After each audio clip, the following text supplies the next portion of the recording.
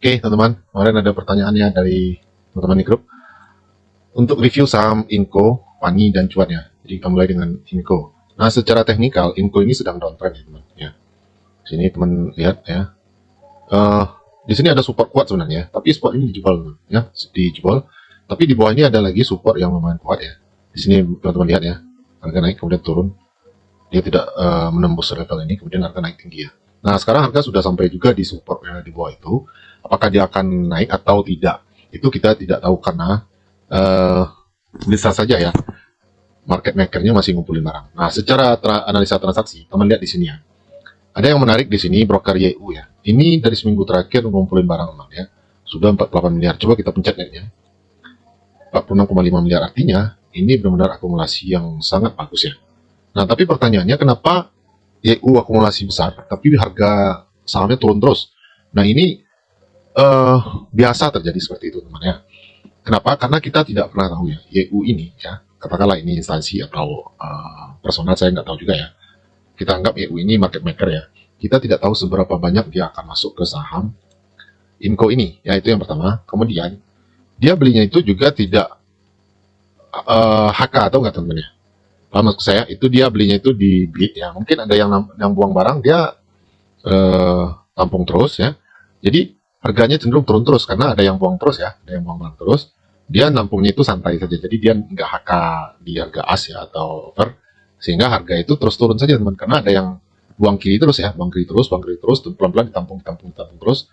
Harga pelan-pelan turun sampai nanti akhirnya sudah selesai fase akumulasinya. Baru setelah itu fase markup ya, menaikkan harga. Setelah itu baru fase distribusi dan setelah itu baru fase markdown. Jadi seperti itu terus siklusnya teman. Jadi kita tidak pernah tahu kapan diangkat harga si Inco ini karena kita tidak pernah tahu berapa banyak dia akan masukkan dananya ke saham Inco ini. Jadi seperti itu ya. Oke, itu yang pertama Inco. Kemudian yang kedua saham Pani. Ya. Pani ini sudah agak sering juga kita bahas temannya. Bahkan Pani ini salah satu saham saham swing kita ya, dan masih running ya, masih running. Jadi tidak ada masalah dengan Pani ya sejauh ini. Mungkin pertanyaan teman-teman untuk besok gimana, apakah Pani ini akan naik atau tidak ya. Ya melihat volumenya si Pani ini besok bagaimana ya.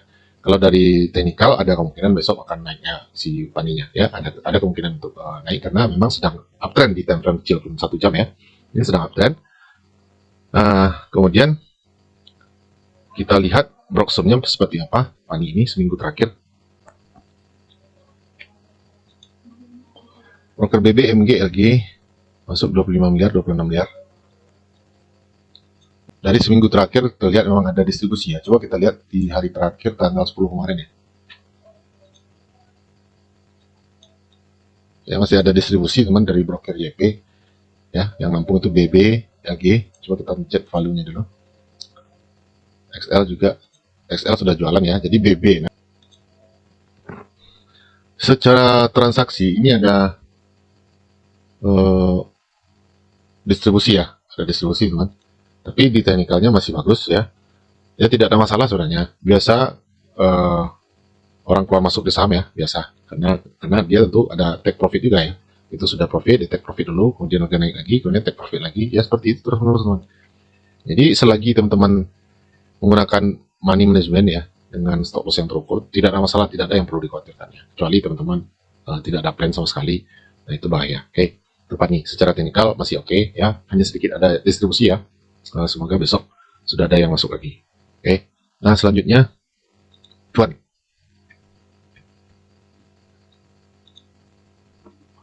Cuan secara teknik juga masih oke ya, masih uptrend memang dia ya. Ini jelas sekali teknikalnya naik ya, trennya naik.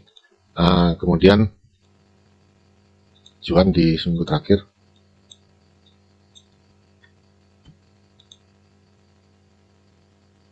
netral ya, netral, jadi seimbang antara yang jual sama yang beli. Jadi tidak ada masalah ya teman ya. Selagi trennya masih kuat naik, kemudian juga tidak terjadi distribusi besar, saya pikir ini masih bagus. Ini juga saham yang kita masukkan ke watchlist minggu lalu ya untuk intraday.